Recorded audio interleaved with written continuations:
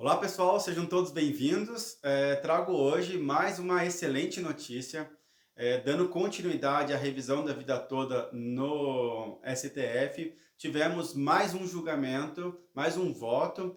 Foi o voto do ministro Edson Fachin, um voto favorável. Ele acompanhou o mesmo posicionamento do relator, o ministro Marco Aurélio. E eu vou tomar a liberdade, novamente, de ler parte do voto para que vocês entendam o que foi decidido por ele e também possam concluir se estamos no caminho certo, tá bem? Vamos lá. Eu vou pegar pequenas partes, não vai ficar cansativo eu ficar lendo o voto inteiro. Ele disse o seguinte, numa parte do voto dele: em matéria previdenciária, o STF também reconheceu o direito do segurado à percepção do melhor benefício, em precedente também citado pelo ministro relator. É aquilo que eu já falei em vídeos anteriores. O próprio STF ele tem posicionamento favorável a uma revisão muito parecida com a revisão da vida toda. Era chamada revisão do melhor benefício. Nós trouxemos isso nos nossos memoriais que apresentamos lá no STF, através do nosso sócio, Dr. João Badari. O Procurador-Geral da República também trouxe esse ponto. O Marco Aurélio, o ministro Marco Aurélio, como relator, trouxe esse ponto e agora o ministro Fachin também trouxe. Vamos adiante. E ele continua assim: nesse sentido, desconsiderar recolhimentos efetuados pelos contribuintes antes da competência de julho de 94 significaria, como bem ressaltou em parecer lançado aos autos o Procurador-Geral da República, contrariar o direito ao melhor benefício e a expectativa do contribuinte, expectativa esta que se ampara no princípio da segurança jurídica de ter levadas em conta na composição do salário de benefício as melhores contribuições de todo o período considerado. É aquilo que eu expliquei anteriormente. Você está no sistema, está contribuindo, sabe como que funciona a legislação e de repente você ter a legislação modificada e podendo, através de uma regra de transição, mudar totalmente o cálculo, causa uma insegurança jurídica. A segurança jurídica ela é prevista na Constituição Federal e os ministros, como guardiões da Constituição que são, eles têm o dever de observar a segurança jurídica, proteger a legislação que já existe, para que ninguém seja surpreendido com uma lei mais severa. Foi isso que o ministro Fachin trouxe, assim como o ministro Marco Aurélio. Ótimo! Trata-se de enfoque que permite afastar a limitação temporal, considerando-se regra definitiva, de modo a alcançar os recolhimentos efetivamente realizados. Assim, não há violação ao equilíbrio atuarial, na medida em que as contribuições foram vertidas e devem ser consideradas para o cálculo mais vantajoso ao segurado da renda mensal inicial do salário de benefício. O que ele quis dizer aqui? O segurado contribuiu. Ele tem o direito de ter inserido no cálculo da sua aposentadoria todas as contribuições que ele verteu ao sistema, se essas contribuições lhe for mais favorável. Ótimo! Continuando. Afinal, o escopo de se instituir um regime transitório ou uma regra de transição reside exatamente no princípio da segurança jurídica, de modo a tutelar a proteção da confiança. Ou seja, aquela regra de transição trazida pelo artigo 3º da Lei 9876 de 99, que mudou a metodologia de cálculo, é uma regra de transição, e a regra de transição ela vem para mitigar, ela vem para proteger qualquer prejuízo no cálculo de quem já estava no sistema. Ela não pode vir para prejudicar. É isso que o ministro Edson Fachin disse, assim como disse o Marco Aurélio, assim como disse a PGR, assim como disse o nosso sócio, Dr. João Badari, na sua sustentação oral. Essa é a razão pela qual não guarda harmonia com um sistema constitucional, ou seja, da segurança jurídica, ou com a jurisprudência do STF, aquele julgado lá do melhor benefício, que admite o direito ao melhor benefício. Regra de transição que seja mais gravosa do que a regra definitiva. Ou seja, a regra definitiva dizia todas as contribuições devem entrar. E a regra transitória dizia apenas as contribuições a partir de 94. Essa regra de transição, ela protegeu muitos aposentados que tinham contribuições baixas antes de 94. Mas ela não protegeu quem tinha contribuições altas antes de 94 e contribuições menores após 94. E ela foi aplicada obrigatoriamente no cálculo da aposentadoria. É isso que os dois ministros que já votaram a favor da aposentadoria estão dizendo.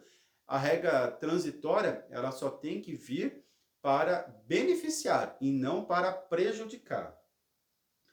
A regra de transição, afinal, é engendrada para reduzir o dano à expectativa de direitos dos segurados, decorrente do novo regime jurídico instituído pela legislação. É aquilo, né? Vai modificar, o segurado está ali contribuindo e fala, meu Deus, e agora? Vai modificar, vou ser prejudicado. Se você sabe que tem uma regra de transição, você pode ficar tranquilo. Tem uma segurança jurídica em nossa Constituição que assegura que a regra de transição é para amenizar eventuais prejuízos que se tenha com a nova regra e não prejudicar. É preciso ressaltar, o ministro continua dizendo, ademais, que o artigo 201, parágrafo 11 da Constituição Federal determina que todos os ganhos habituais do empregado, a qualquer título, serão incorporados ao salário para efeitos de contribuição previdenciária e, consequentemente, repercussão no cálculo do benefício. O que diz isso? Tudo que você contribuiu tem que ser revertido na sua aposentadoria. Todas as contribuições, e não apenas as contribuições a partir de julho de 94. Demonstra-se, assim, que a utilização de todos os salários de contribuição na regra definitiva representa, com efeito, observância do caráter contributivo que caracteriza o regime geral de previdência social, tal como foi desenhado pela Constituição Federal. E ele continua. Ainda, tal como apontou a Procuradoria-Geral da República, aqui, gente, para mim é o ponto mais forte da defesa da revisão da vida toda, e com todo respeito a todas as outras sustentações orais que foram feitas, que foram boas também, mas o único advogado que trouxe na sustentação oral foi o Dr. João Badari. Ele fala na sustentação oral dele e o ministro Fachin e o ministro Marco Aurélio reproduziram isso nos votos dele. Eu vou dizer o que é. Ainda, tal como apontou a PGR, a exposição de motivos do projeto de lei 1527 de 99, que originou a lei 9876 de 99, demonstra que a regra de transição em questão foi criada para mitigar os efeitos da regra permanente, considerando que, a contar de julho de 94, com o Plano Real, haveria reduzidos níveis de inflação, o que permitiria minimizar evitaria minimizar eventuais distorções causadas pelo processo inflacionário nos rendimentos dos trabalhadores.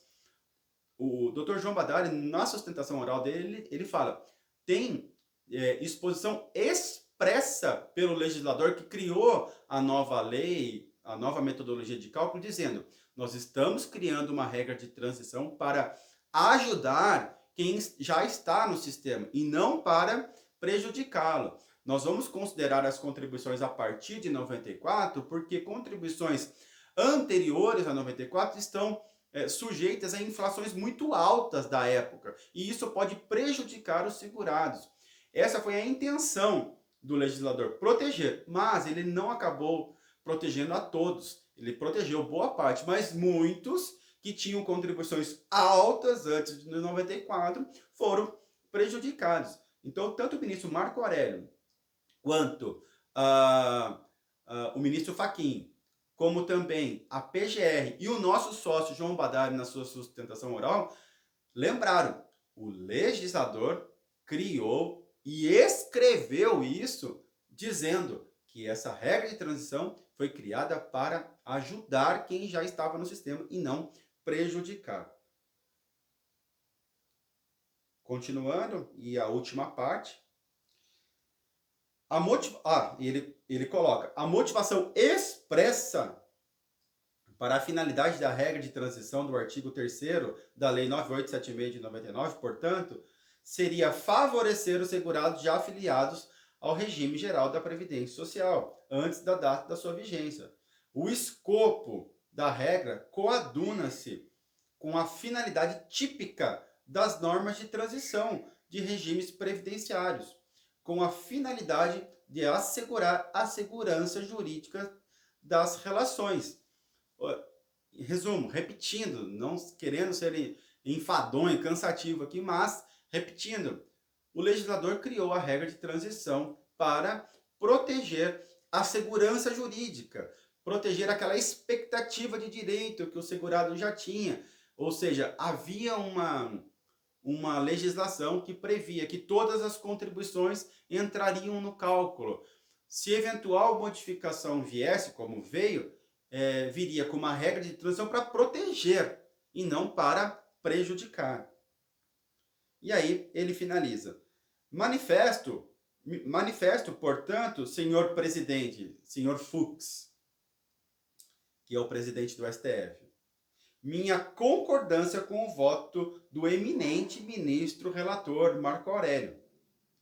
Tal como Sua Excelência, entendo que deve ser aplicada aos segurados que ingressaram no regime geral da Previdência Social até o dia anterior à publicação da Lei 9876 de 99, a regra definitiva, nos termos do artigo 29, inciso 1 e 2 da Lei 8.213 de 91, na apuração do salário de benefício, quando esta for mais favorável do que a regra de transição. Pode ter gente que fica preocupado, não, para mim não é bom entrar todos os cálculos, para mim foi melhor entrar em 94 para cá. Isso vai continuar, fique absolutamente tranquilo. A aplicação aqui que nós pedimos na revisão da vida toda é que se aplique todas as contribuições quando se e somente se for mais favorável. Então, ok? E, para finalizar, diante do exposto, nego provimento ao recurso extraordinário do INSS e consigno que estou de acordo com a proposta de tese formulada pelo eminente ministro relator Marco Aurélio. Abre aspas. Na apuração do salário de benefício dos segurados que ingressaram no regime geral da Previdência Social até o dia anterior à publicação da Lei 9876 de 99, e implementar os requisitos para a aposentadoria na vigência do diploma, aplica-se a regra definitiva prevista no artigo 29, inciso 1 e 2, quando mais favorável que a norma de transição. Gente, espetacular. Nós estamos cada vez mais otimistas, cada vez mais confiantes de que vamos vencer essa revisão lá no STF. Um ponto que ficou confuso aqui no voto do ministro Fachin, mas que não modifica em nada, tá? Eu vou trazer aqui minha consideração, é que em determinado momento ele fala o seguinte, quem já pediu a revisão da vida toda na via administrativa, ou seja, no INSS, e o INSS negou, essa decisão aqui do STF não vai modificar o que já foi decidido lá pelo INSS, lá na via administrativa. Portanto, quem quiser ter o direito à revisão da vida toda, vai ter que entrar com uma revisão agora para ter esse direito reconhecido. Tá bem? Ficou um pouco confuso essa parte da decisão, mas foi totalmente favorável. Gente, 2-0 para nós. Até breve, que novos votos devem acontecer e eu voltarei aqui para explicar para vocês. Tchau, tchau.